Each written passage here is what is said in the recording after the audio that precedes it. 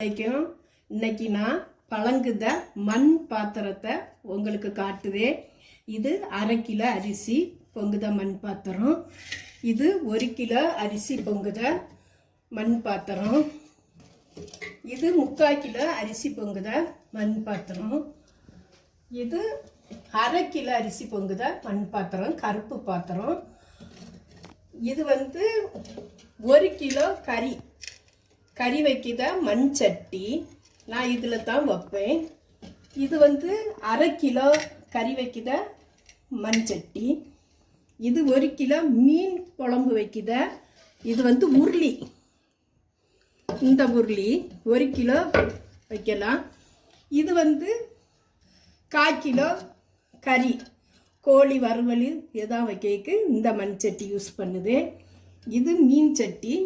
இது மத்தி மீன் ஏதாவது வத்த வைக்க இதில் யூஸ் பண்ணுவேன். இதுவும் அதே மாதிரி கொஞ்சம் மீன் குழம்பு வைக்கிற மண் பாத்திரம். இது குருமா வைக்கிறது மண் சட்டி. இது சாம்பார் வைப்பேன். இதில் சாம்பார் வைப்பேன். இதில் ரசப்பானை, இதில் ரசம் வைப்பேன். இந்த பாத்திரத்தில் தான் நான் ரசம் வைப்பேன். இதெல்லாம் நான் யூஸ் பண்ணுத பொருட்கள். இது நான் சாப்பிட மண் தட்டு. இதில் நான் 5 தட்டு வச்சுருக்கேன் மண் தட்டில். இதில் நாங்கள் யூஸ் பண்ணுதோம்.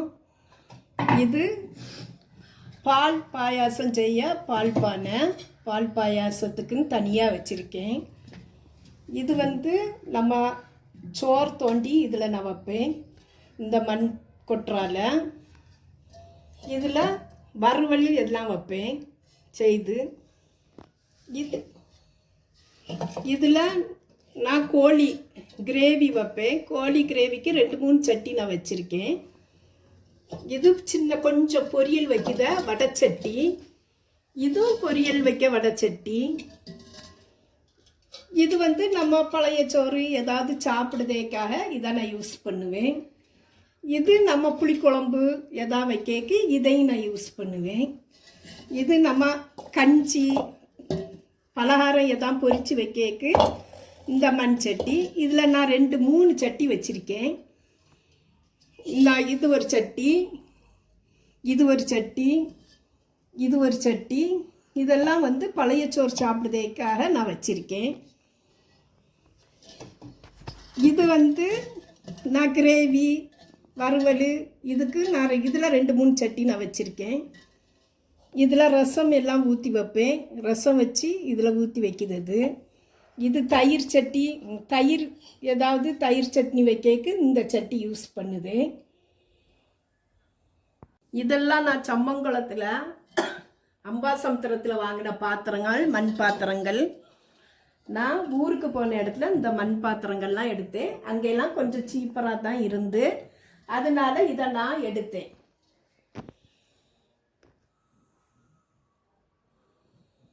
இது கீரை கடையக்கூடிய மண் சட்டி.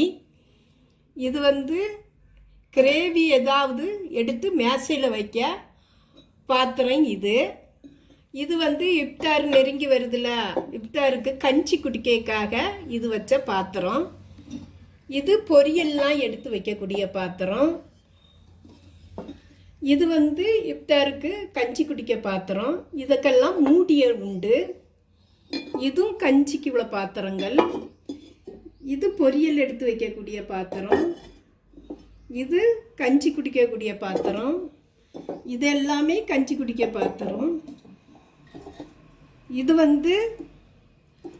பொரியல் ஏதாவது மோர் தயிர் இதெல்லாம் எடுத்து வைக்க பாத்திரம். இந்த 5 பாத்திரமும் இதுக்கெல்லாம் மூடியே இருக்குது. இது மீன் பொரிக்கைக்குள்ள மண் தவால் வடைச்சட்டி மாதிரி மீன் பொரிக்க. இந்த பாத்திரம்லாம் சம்மங்குளத்தில் அம்பாசமுத்திரத்தில் வாங்கின பாத்திரங்கள் அத்தனையும். இது எனக்கு ரொம்ப மலிவாக கிடச்சி.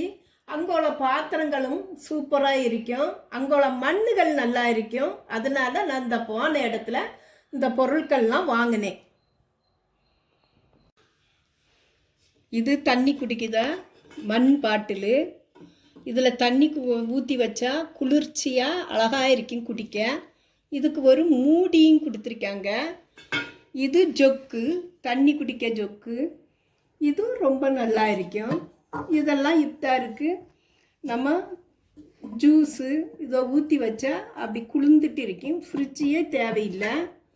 இதெல்லாம் வீடியோக்காக வெங்காயம், சட்னி, இது மைதா மாவு, இதெல்லாம் வீடியோவுக்கு உள்ள பொருட்கள். இந்த பாத்திரங்கள்லாம் இதுக்கெல்லாம் மூடிகள் உண்டு, எல்லாத்துக்குமே மூடிகள் உண்டு.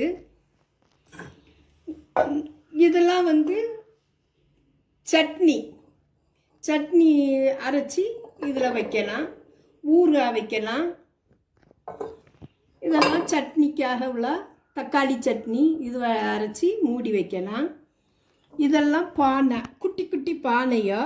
இந்த பானைகள்லாம் தண்ணி குடிக்கிறதுக்கு நல்ல குளிர்ச்சியாக நோன்பு நாளையில் நல்லா இருக்கும்.